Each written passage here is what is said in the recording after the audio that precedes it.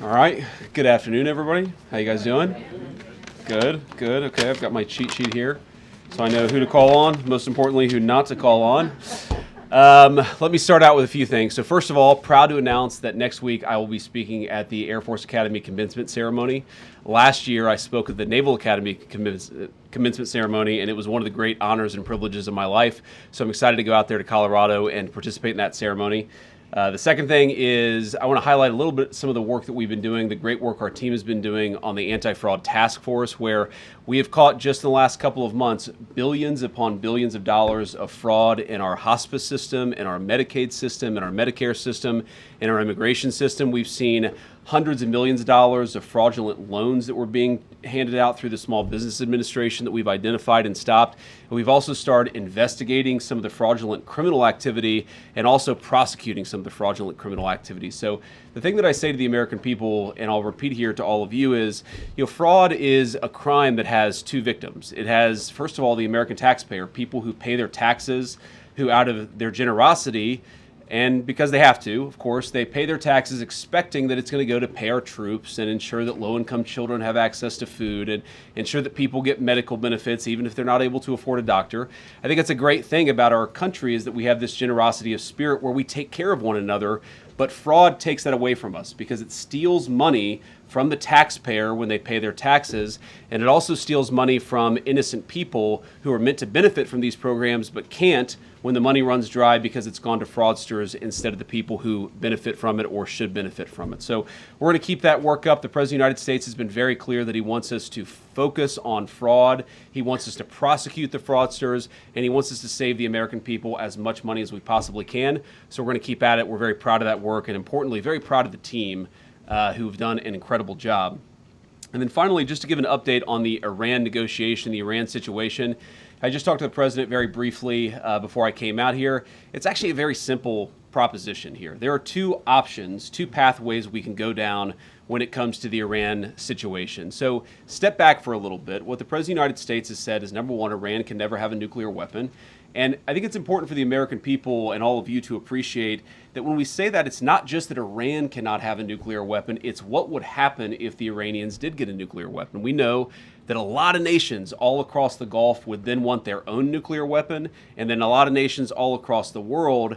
And what has been a very effective bright spot of American foreign policy really for the last 20 or so years would disappear overnight. If you have every country in the world scrambling to try to get a nuclear weapon, it would make us all much less safe. And Iran would really be the first domino and what would set off a nuclear arms race all over the world. That's very, very bad for the safety of our country. As the father of 3 young kids, I don't want them to inherit a world where 20 additional regimes, half of them very dangerous and very sympathetic to terrorists, have nuclear weapons. We want to keep the number of countries that have nuclear weapons small, and that's why Iran cannot have a nuclear weapon, on top of all the other things that we might be worried about, that they themselves could use it, that they could use it in leverage and economic control or economic negotiations. We just don't want them to have a nuclear weapon. Now, what we did here is that we effectively degraded their conventional military capability.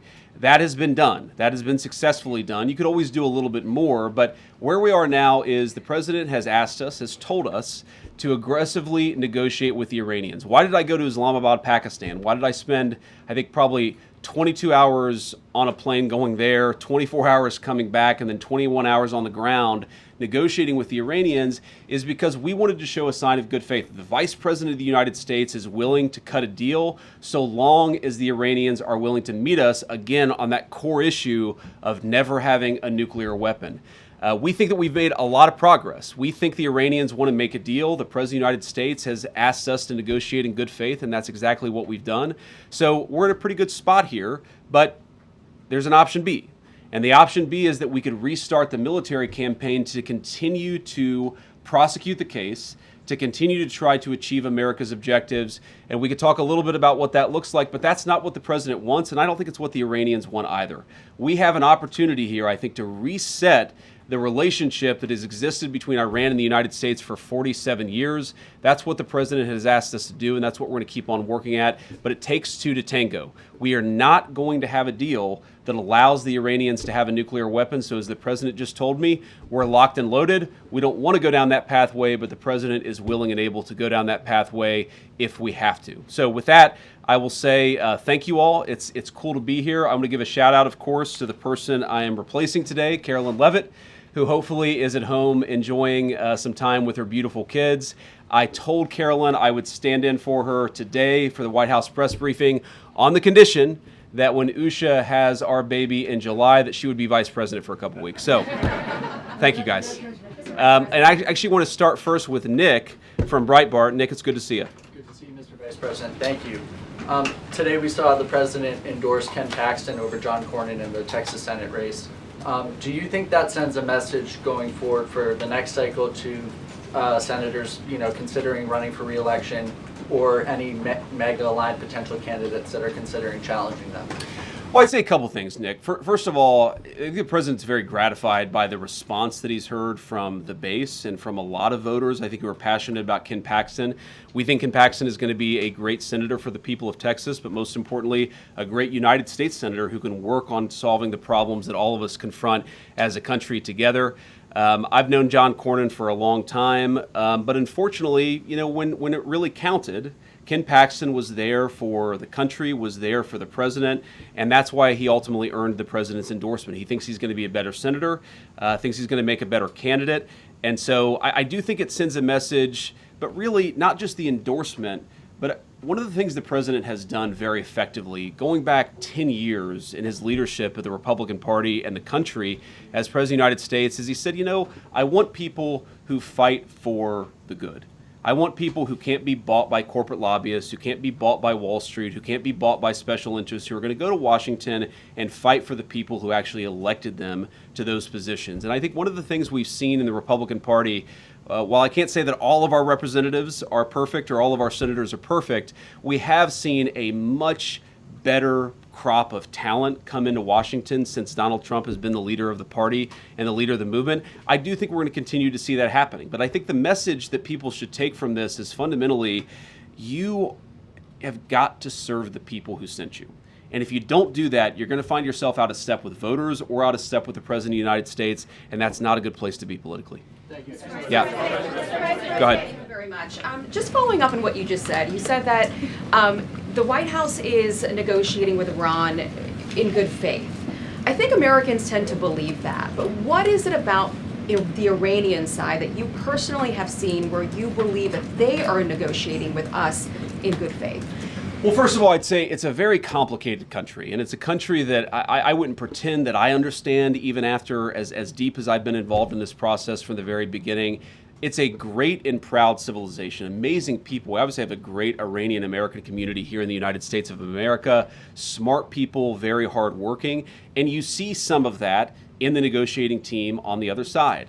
You also see some very hardline positions in the negotiating team on the other side, and so I think you see that conflict, the fact that maybe the Iranians aren't themselves quite clear in what direction they want to go to. They also are just a fractured country. So you have the leadership of the country, there's the supreme leader, and then there are a lot of officials below the supreme leader that has some influence in the negotiation. It's not sometimes totally clear what the negotiating position of the team is. And I don't know if that's sometimes bad communication, if that's bad faith.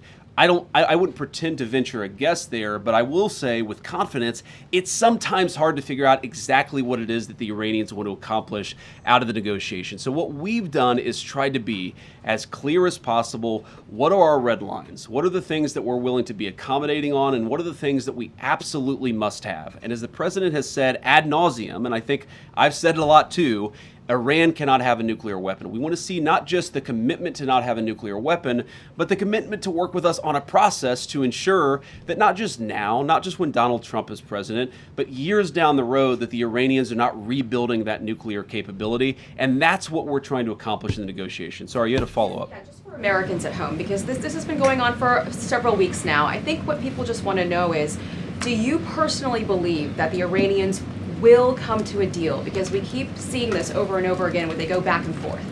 So do I personally believe it? The honest answer is, how could I possibly know, right? And you negotiate with people, and sometimes you feel like you're making progress, and sometimes you feel like you're not making progress. What I think is that the Iranians want to make a deal. What I think is that the Iranians recognize that a nuclear weapon is the red line for the United States of America, that they've internalized that, but we're not going to know until we're actually putting pen to paper on signing a deal. We've had a lot of drafts, a lot of pieces of paper going back and forth, but I will not say with confidence that we're going to reach a deal until we're actually signing a negotiated settlement here.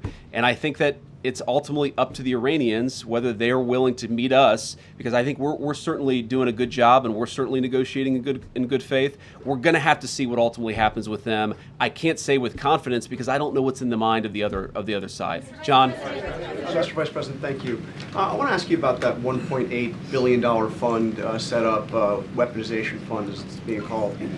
Why should taxpayers be paying to settle a $10 billion lawsuit that was brought by the President of the United States? And should people that attacked the Capitol building and assaulted police officers, should they be eligible? Should they receive money? Should they receive money from this fund? Well, let me say a couple things about that. First, John, I think in some ways the media has misrepresented what this is actually about. This is about compensating Americans for the lawfare that we saw under the last administration. And by the way, anybody can apply for it.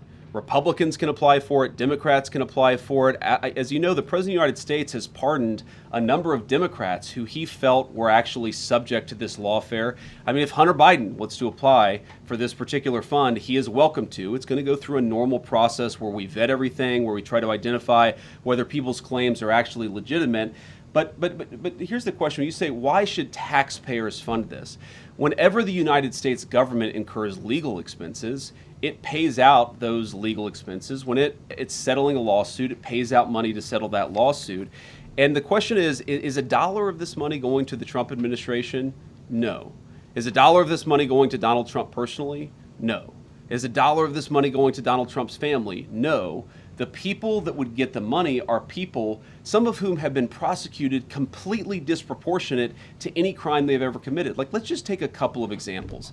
Tina Peters is this woman who is about to get out of prison, thanks in large part to the president's good work in Colorado. This is a woman who, at worst, if you believe everything that the prosecutors said about her, committed misdemeanor trespassing, and somebody threw the book at her, this innocent grandmother was going to spend 10 years in prison, completely disproportionate to any misdemeanor trespassing that I've ever seen. Was that fair? No. Is it reasonable for her to get some compensation for the fact that she was treated unfairly? I think the answer is yes, and I think that what we're going to see, hopefully, is the entire country, led by this Department of Justice, turning the page on the lawfare. What I would like to propose, and I think the Democrats, hopefully they're willing to meet us halfway here. I won't hold my breath. But what I would propose is something very simple.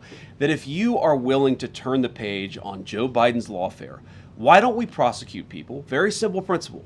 Why don't we prosecute people who violate the law? Let's not prosecute people because they said the wrong thing or because they had the wrong political candidate or because they had the wrong viewpoint. And I think part of turning the page on that is to actually ensure the real victims of that lawfare receive some compensation. That's what this fund is going to be targeted at. And again, there's going to be a process to ensure that that money is only given to people who have actually, I hate to say earned it, but the people who actually were really mistreated by the previous administration and Department of Justice. Go ahead. I understand that everybody is eligible to apply for this fund. I mean, you're eligible, but I assume you're not going to apply and you don't think you should get money out of this fund. Of course. So isn't it just as easy to say that people that attacked police officers should not get taxpayer money from this fund?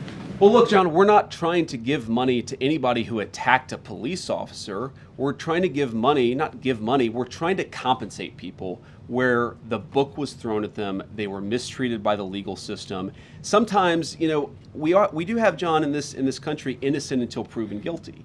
We do have people who were accused of attacking law enforcement officers. That doesn't mean that we're going to completely ignore some of the claims that they're going to make. We're going to evaluate these things on a case-by-case basis. And if we think that somebody, whatever they were accused of, if we think that somebody was unfairly prosecuted and deserves just compensation, then that's what this fund is going to exist to provide. It's just going to correct a wrong, and I think that's a good thing. And I'd encourage everybody, Democrat, Republican, Independent, let's turn the page on this thing that we did under the last administration where we tried to throw people in prison because they had the wrong politics. Let's throw people in prison who broke the law. I think this fund is a good part of getting justice for the people who were wrongly treated. Back there, yeah. Thank you, sir. So just to follow up on that quickly, does that mean that people that were violent, that were convicted, were mistreated? Are you saying that? Well, you're asking me to comment on hypotheticals and on any number of dozens of cases. Here's the thing.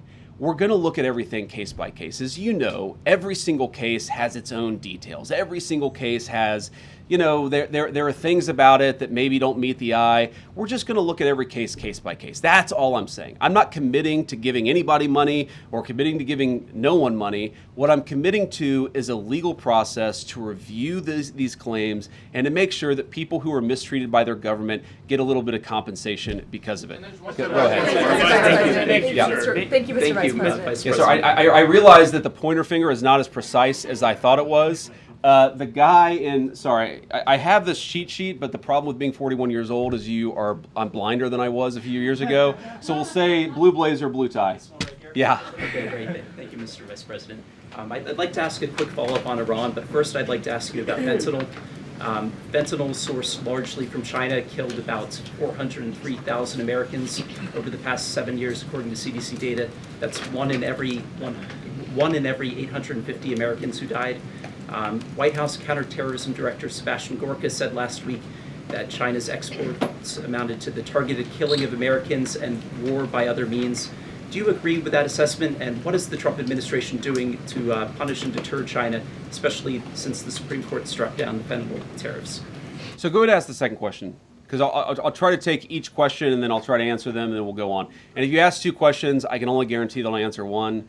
In fact, I'm a politician. Maybe I won't even answer the one that you asked. But I will try at least to answer one question. Okay, well, I'd love to hear the fentanyl response too, if not today sometime. Go ahead. On Iran, is Russia taking possession of the enriched uranium in Iran a plausible end to the war? And if not, why not? So first, on the Russia taking possession of the enriched uranium, look, these things are being discussed through negotiation. That is not currently our plan. That has never been our plan. I've seen some reporting on that. I don't know where it comes from, but the president's going to continue to negotiate a deal. So that is not currently the plan of the United States government. The Iranians have not raised it. My sense is that's not something the Iranians would be particularly excited about, and I know the president isn't particularly excited about it either, but who knows? I'm not going to make pre-commitments in a negotiation on any particular topic. On the question of fentanyl, a lot of people have died from fentanyl, absolutely. A lot of it has come from mainland China. We're certainly aware of that. But here's what I'll say. First of all, we've made incredible strides under Donald Trump's leadership to cut down on fentanyl deaths. If you look at the number of people who died in 2026, it's going to be lower than the number who died in 2025, which is way lower than the number who died in 2024. This is one of the things that I think all Americans, we should be celebrating, and I'm certainly proud of the president's leadership for making this possible. We ran, if you remember, in November of 2024 on a very simple idea that a lot of fentanyl came from East Asia, it was smuggled into Central and South America, and then the cartels would bring it into our country, and a lot of our people would get poisoned and killed because of it. We said if you got control of the southern border, we would see a substantial reduction in the number of people who died from fentanyl overdoses in the United States of America, and that is exactly what's happened. Now, yes, the president has raised this with President Xi any number of times. I know it came up during the meeting that they had in China just last week, but it's come up in any number of phone calls, and our sense is that President Xi has been willing to work with us on this, and obviously we want to continue to ensure that the Chinese work with us as much as possible because we don't want our people to be poisoned. So we'll keep working on that issue with the Chinese. There's been, I think, a big amount of progress that's been made, but of course we can make a lot more progress, and we're certainly going to be committed to doing exactly that. Right. Yeah. Me? White jacket, sorry. Oh, hey, yeah. Natalie with Washington Natalie, Post. thank you. Yeah, thank you, Mr. Vice President. Does the government need to create a new mandatory review process for new AI models, given the concerns about mythos? And secondly, in a few days, Pope Leo is going to release his encyclical on artificial intelligence. What influence, if any, do you see the Pope's guidance on AI having to broader society? Well, I mean, I think when the Pope issues an encyclical on artificial intelligence, it's going to have some influence. I, of course, don't know how much influence. I don't know exactly what it's going to say. But I think when the leader of the world's largest Christian denomination speaks on an issue like that, it's certainly going to have some influence. And I'm sure it'll contain a lot of insights, some of which I'll probably agree with, some of which I may not. But I think that it's going to be a very, very important document. And I think that, one of the things I always found fascinating about Pope Leo is that he chose the name Leo the 14th, which of course is recollecting Leo the 13th. Leo the 13th was the Pope during a period of incredible industrial transformation in the entire world. Of course, that industrial transformation, according to a lot of people, led to the rise of fascism and communism in Europe. I think it was interesting that Leo the 14th chose that name to maybe apply Christian social teaching in a new era with a new technological innovation in the same way that the Industrial Revolution was the technological innovation of its time. So I think it'll be fascinating. I'm looking forward to reading it. My guess is it's going to have a lot of influence. On the question of what our policy is going to be, look, what we're trying to do in the Trump administration is very simple. The president wants us to be pro-innovation. He wants us to win the AI race against all other countries in the world. He recognizes that AI is going to be an important tool, not just for our economy, but for our military. And so he wants to ensure that we are winning that particular race. We also want to make sure that we're protecting people. We're protecting people's data. We're protecting people's privacy. I think with this Mythos release, one of the things that we're very focused on, of course, is whether not necessarily the developers of Mythos, but whether some other bad actor could use Mythos to target various cybersecurity vulnerabilities. So it's something that right now we're working in a collaborative way with the technology companies, and we're just trying to make sure that the American people are as safe as possible. I'm not going to get ahead of the executive order or any other actions that are going to come out, but we're trying to balance those two things. We want to be pro-innovation. We recognize, artificial intelligence could be great. It could help us find cures to diseases that currently, people are dying from or suffering from. It also does have some downsides, and we're trying to balance that safety against innovation, and we think that we've got the right balance here in the Trump administration, but it's something we're going to have to keep on working on because that's just the nature of these technologies is they certainly change. Let's go. Is that Reagan all the way in the back? Daily Caller? There we go. Okay. I figured out finally how this seating chart works. I want to ask you about the anti-fraud task force. You previously mentioned that Ilhan Omar seemed to have committed immigration fraud. Do you anticipate an indictment against her, an indictment related to that situation? Yeah, so Reagan, I don't want to prejudge an investigation. You read the things about Ilhan Omar and about who she married and whether she didn't marry this person or that person. It certainly seems like something fishy is there, but everybody's entitled to equal justice under the laws. So we're going to investigate it. We're going to take a look at it. If we think that there's a crime, we're going to prosecute that crime. And that's something the Department of Justice is looking at right now. Mr. Vice President. Go ahead. Based on what you've seen during your work on this anti-fraud task force, do you believe anything should change about our immigration or refugee policies to stop fraud in the United States? Well, yeah. Look, one thing I'd say is that the biggest immigration fraud that existed under the Biden administration, it's not just that they let a flood of people across the southern border. That was obviously a very major problem and something I'm proud of the president for stopping. But it's also that they allowed the asylum and refugee claimant process to become totally fraudulent.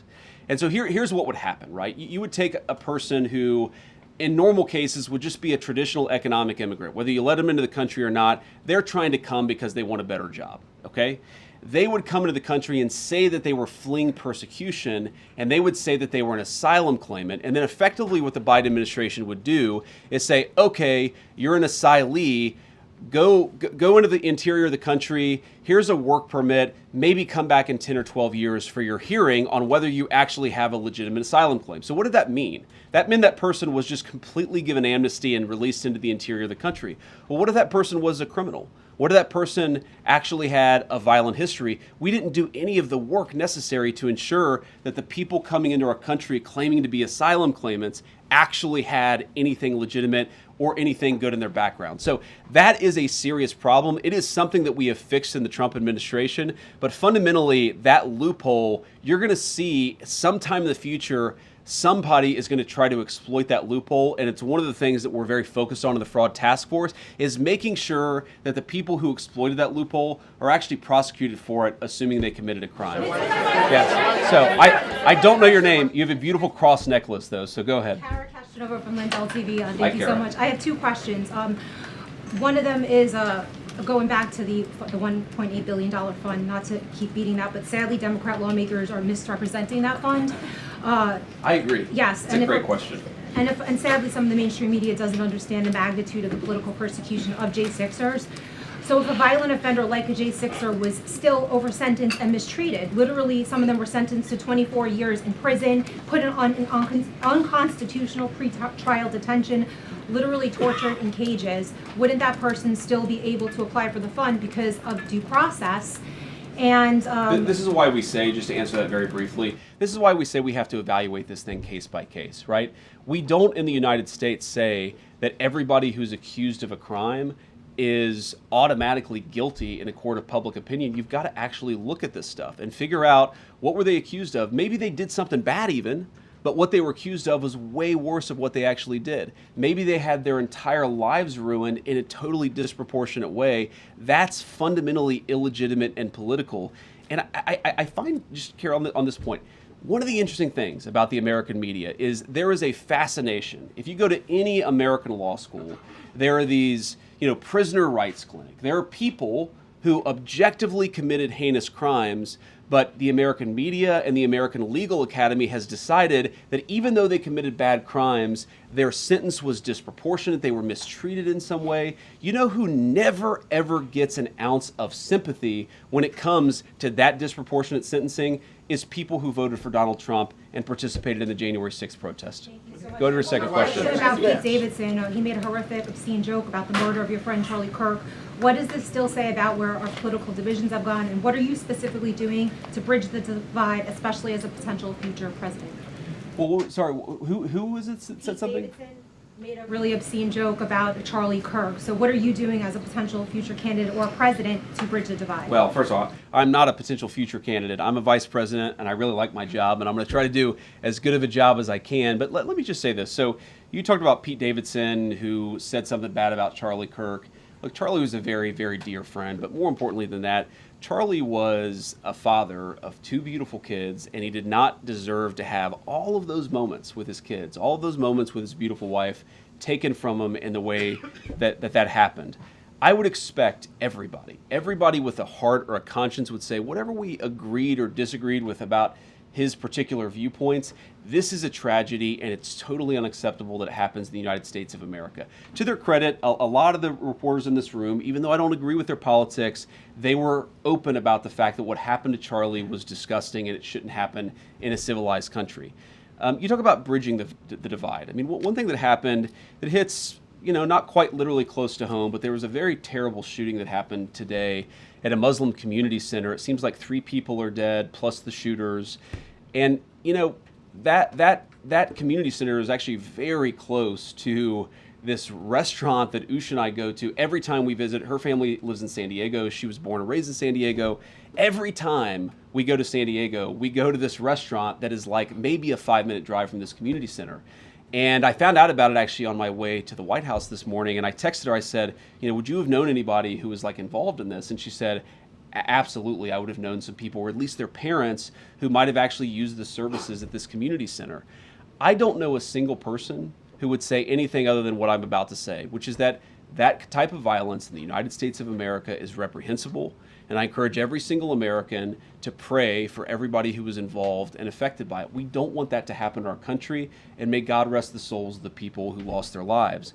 What I do find a little distressing is that while every person I know, every politically conservative person I know would say exactly what I said about these innocent people who were killed, there were a lot of people who were celebrating the death of Charlie Kirk. And I think one way that we can bridge the divide is just have a very simple principle in this country. Number one, we don't want the government throwing people in prison because they have bad politics, however you define bad politics. Number two, and way more importantly, political violence wherever it comes from, is unacceptable in the United States of America. Let's talk with one another, not shoot each other when we disagree. I think that's the principle that everybody in this room agrees with. It's certainly the principle the President of the United States agrees with. Okay. All right.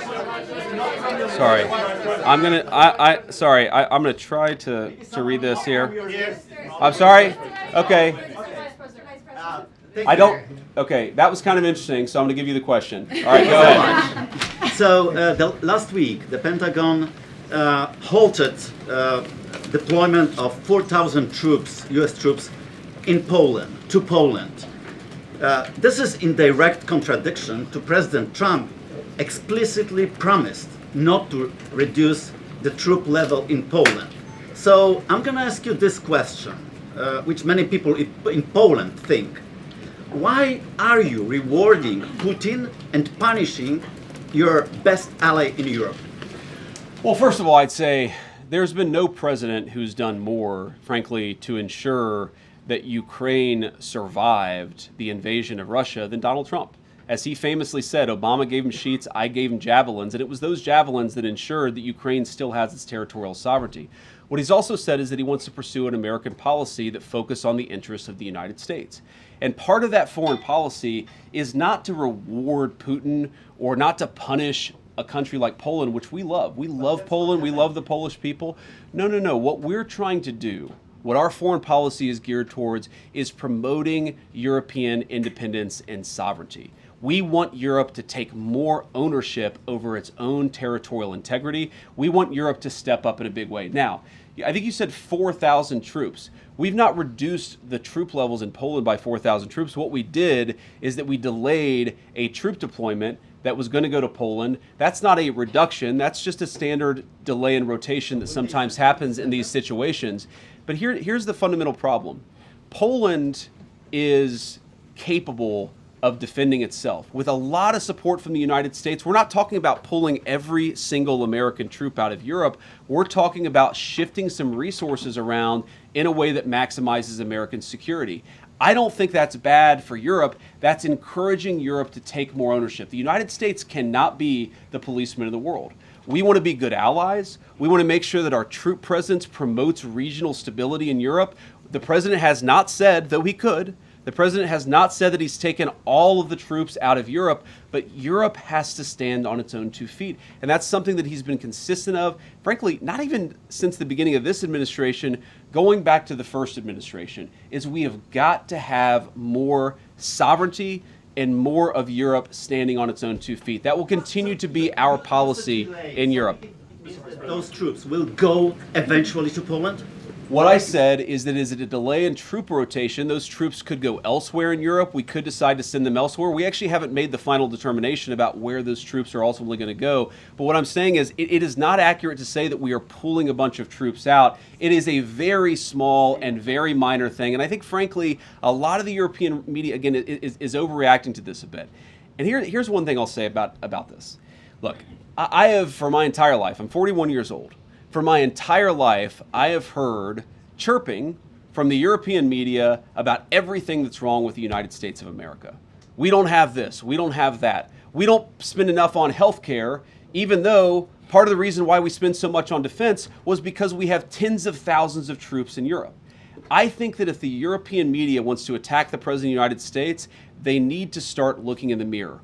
All he has said is that we're going to be good allies, we're going to be good friends, we're going to be trading partners, but it is reasonable for Europe to take a little bit more ownership over its continental integrity. Caitlin. Vice President, I have a question on the war, but just to follow up, you previously told me that anyone who assaulted a police officer on January 6th should go to prison. So why not rule out giving them taxpayer-funded money? Well, Caitlin, what I said is we're going to look at everything case by case. But why not rule it out? Because, Caitlin, there are people who I don't know their individual circumstances, and I don't rule things out categorically when I know nothing about a person's individual circumstances. Let's say a person is accused, let's say hypothetically, a person is accused of doing something that they never actually did, that they got a kangaroo court, that they had a judge who mistreated them. I think that we should look at those things case by case. We're not making commitments to give anybody money. We're just making commitments to look at things case by case. But just to follow up on the war, you last week denied that the president said he was not taking Americans' financial situations into consideration when he's making decisions on the Iran war. He was asked about that again. He stood by it, called it a perfect statement, and said he would make it again. Do you believe that Americans' financial situations should be taken into consideration when you're making decisions as an administration about the war? See, Caitlin, what you did is you misrepresented the question that I was asked, and then you misrepresented the answer that I gave. What I said is that a question that was asked where the president allegedly said that he didn't care about Americans' financial situations. He never said that. What he said is that it was totally taken out of context. What he said is that when he is negotiating with the Iranians, he's focused on the national security objectives that he's trying to achieve. Of course, the president has a mandate to be focused on a number of things. And I guarantee you every single day, I have conversations with him about it. Every single day, he's worried about his fellow Americans. He wants them to be prosperous. He wants them to thrive. He wants them to have good jobs. That's why we've done the things and taken the steps that we've taken in order to create record job growth, in order to create record wage growth, in order to induce trillions of dollars of new investment into our country. That's because he cares about that stuff. What he also said is that when he's talking to the Iranians, he's talking to the Iranians about questions, of course, of national security, like their nuclear program. You could hold two thoughts in your head at the same time, that the president cares about financial security for Americans, but also when he's negotiating with the Iranians, he's talking about the issues that are germane to the concerns of that particular conflict. Go ahead. Just going back to the price tag for this DOJ fund, $1.8 billion. You have people that can't afford groceries. Gas is high. People are making sacrifices in their personal lives to accommodate for this rise in prices. People are telling us that they feel financially worse off. They're very concerned about the uncertainty. How can you justify that amount of taxpayer money for that fund when people are struggling? What do you say to Americans who wonder why this fund is getting all this money and I can't afford basic life amenities? Well, let me say a couple things about that. First of all, you said $1.8 billion, and it's important for people to realize we're not just writing a $1.8 billion check. We're going to take a lot of people who are going to apply and say that they have been mistreated by their government. We're going to handle those situations case by case, and if we determine they were in fact mistreated by their government, we think it's reasonable to give them just compensation. But when you talk about funds and pots of money that are out there, I mean, thanks to Donald Trump's leadership and the working families tax cut, we put $40 billion into a rural health care fund in order to stop the closure, or at least prevent some closure, of rural hospitals and rural clinics that had been decimated under the Biden administration. We had a piece of tax legislation that put hundreds of billions of dollars into the pockets of families. No taxes on Social Security, no taxes on overtime, no taxes on tips. So I reject the idea that we can't walk and chew gum at the same time. We can give just compensation to people who are mistreated by the government. We can also make sure that the American people, we do everything that we can to make their lives better, to make them more prosperous, to give them better jobs. That is the primary focus of Donald J. Trump's White House. That's the question all of us ask every single day, is how do we make our fellow citizens more prosperous? We can do that while also taking care of people who were mistreated by the last administration. Go ahead, sir. Yeah. Thank you, Mr. Vice President. Thank you very much, Mr. Vice President. Mr. Kurdi here. After the ceasefire with Iran, drone and missile attacks on the Kurdistan region have not stopped. That happened yesterday as well. What is your position on this issue, and what do you expect from the new Iraqi government regarding the control of militias? Well, as you know, you've asked the president this question before, and we certainly love the people of Kurdistan. Anytime that drone attacks or missile attacks are hitting anybody, but particularly civilian populations, that's not something we like to see at all. And it's one of the things that sometimes happens. Unfortunately, these ceasefires, they're not always perfect. We've seen that in Gaza. We've seen that certainly in Iran and some of its neighbors. But we have seen a significant reduction in violence over the last few weeks of the ceasefire. And look, fundamentally, the president's been quite clear. This is going to go, again, in one of two directions. We're going to restart the war, which is not the preference of the President of the United States. We're going to restart the operation, or we're going to strike a deal, and I think that's an important thing. That's what we're focused on, and that's what we're going to keep on working towards. Okay. It is very... Okay. In like the kind of the purple dress there, yeah. Go ahead. Thank you, Mr. Vice President. No, go ahead. Thank you so much, Mr. Vice President. Rowena Ortiz with Turning Point USA. There has been an uptick in religious violence across the country.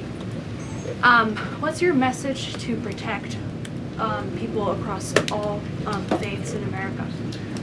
I appreciate that question. Obviously, Turning Points would know a lot about this issue. As we talked about earlier, you guys have been the subject of a fair amount of violence yourself. I guess what I would say is the principle of religious violence is particularly disgusting, especially in the United States of America. And as a devout Christian, I would say it's one of the most anti-Christian things and anti-American things that you could do.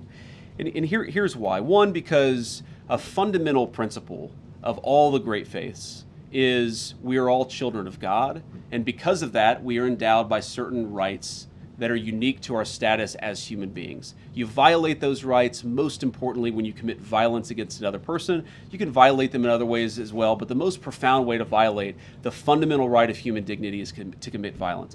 But here's why the religious piece of it is particularly egregious. One of the fundamental American rights that I think came from our Christian heritage as a civilization is the idea that we respect people's religious freedom, in part because we respect them as human beings, but also because we respect their right to find their own pathway to God.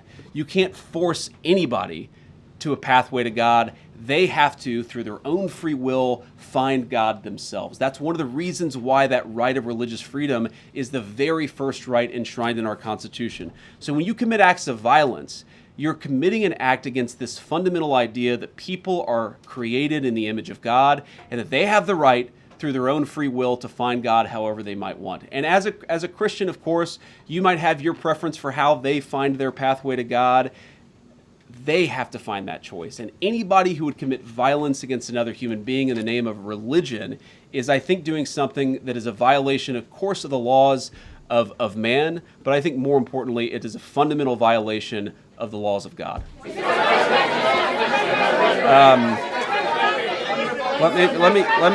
me go with. Okay, Garrett, you have your hand up. Garrett, that's right. That's right. Yeah. Okay. Thank you, Mr. Vice President. Midterms are well underway. You've got voters going to the polls in 6 states today. You and the president ran on a platform that included no new wars, cutting gas prices, cutting inflation. What do you say to the people who are going to the polls today and who feel like those promises are unkept? Well, I'd say a few things. First of all, we've delivered great wins for the American people. We ran on delivering tax cuts to the American people, which we did, the largest tax cuts in American history. We ran on cutting taxes, particularly on people who were working on overtime, working on tips. We cut taxes for those Americans. We ran on the promise of bringing investment back into the United States of America, that rather than factory closures, we were going to have factories opening. And we've seen both construction jobs and manufacturing, but also manufacturing jobs have great rebounds under the Trump administration and under our leadership. We are very aware that because of what's going on in the Middle East, gas prices have gone up and a lot of Americans are struggling because of that. Our view is that it is a temporary increase. We're taking a number of steps to try to push back against it and try to ensure that Americans are paying as little at the pump as possible. But I feel quite confident after we've taken care of business in the Middle East, those prices are going to come down. And there have been a lot of prices, as you know, a lot of prices from rent to housing, where we still got a lot of work to do, but we do see some real progress made across the economy on pricing, but also on people's jobs. Okay. I have John. I'm going to call on John. I'm just going to start calling John Rosh. Yes. Great to see you too. Thank you. So Trump initially said that the war would last 6 weeks. We are now, it's been going on for 11 weeks and 3 days. What's your message to the American people as to why it's gone on so long and it hasn't ended yet? Well, first of all, the president said it's going to be a short-term operation, and I think that has proven out to be true. The active period of conflict lasted about 5.5 weeks, and now we've been in this ceasefire where we're trying to get a negotiated settlement that gets the American people the things that we need for our national security. So I've said before that we're going to go one of two options here. We're going to have a good settlement that actually gets the American people what they need, or we're going to go back to a kinetic operation. Obviously, the president prefers to get that settlement. I think the Iranians prefer to get that settlement. But regardless of what direction the president ultimately goes down, whatever he ultimately decides, I think it's important for the American people to know two things. Number one, it will be for their security and their prosperity. That's why we're doing this. And number two, this is not going to be the sort of thing that lasts forever. I think a lot of Americans, especially in my generation, who are worried about forever endless conflicts, we have to remember, I think you said 11 weeks, a big chunk of that has been a ceasefire. This is not a forever war. We're going to take care of business and come home. That's what the president's promised, and that's exactly what he's going to deliver. Go ahead. Yes.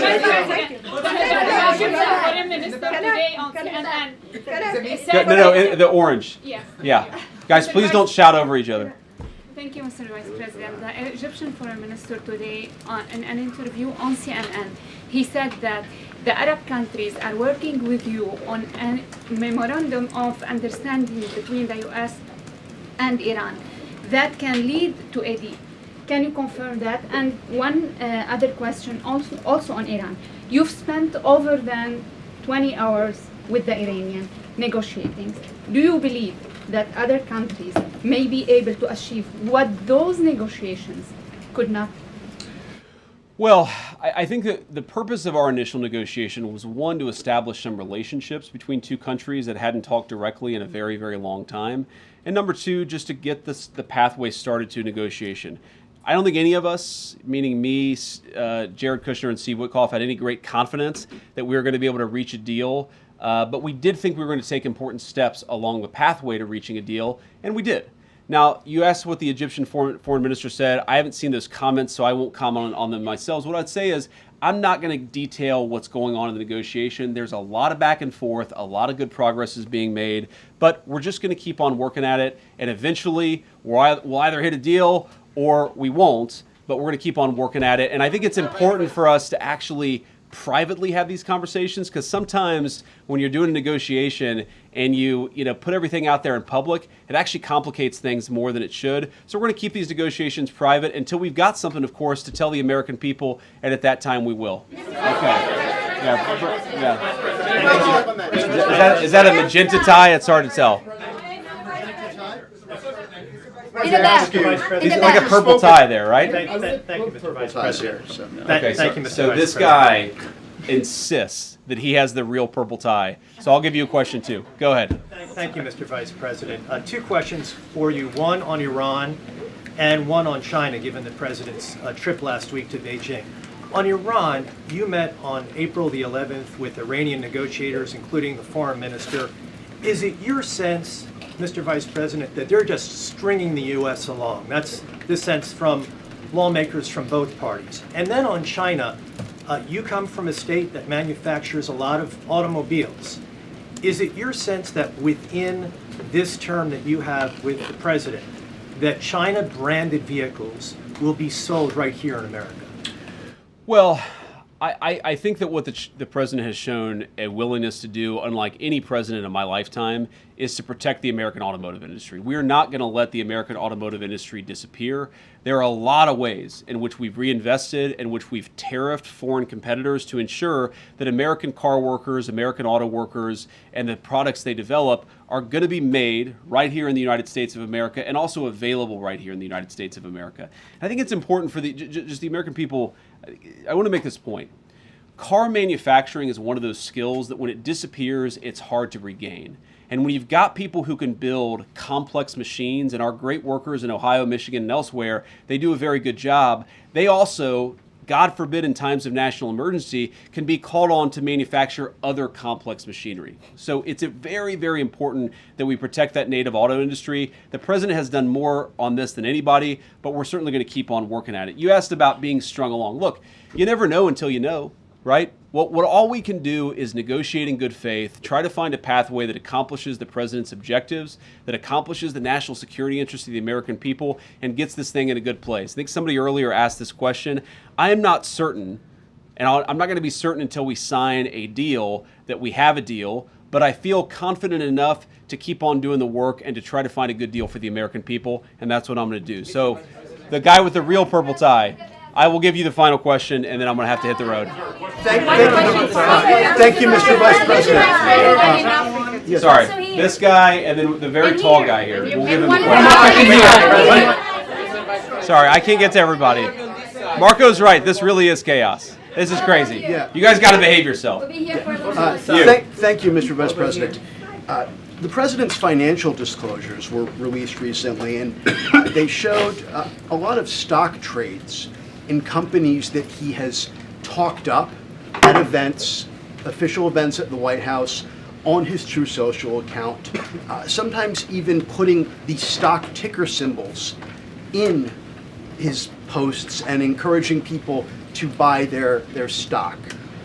Americans, according to recent polling, are increasingly describing the president as corrupt. And trading stocks... This is a hell of a question. Thank you, sir.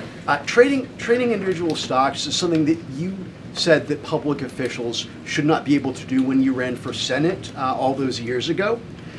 And yet the president, who arguably has access to more non-public information than your average senator, is not only buying and selling individual stocks either through his trust. Okay.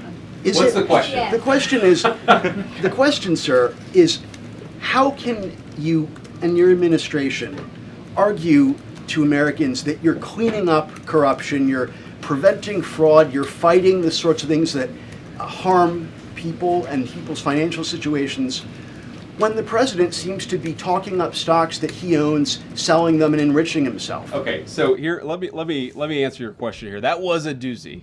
Before I answer your question, I want to just observe there are different ways to ask a question. Okay, you could just ask a question and try to get your answer, or you could do like a speech where you say, you know, Mr. Vice President, you're a terrible human being, and so is the president, and so is the entire cabinet. And then I'm like, what's your question? And then your question is, how dare you?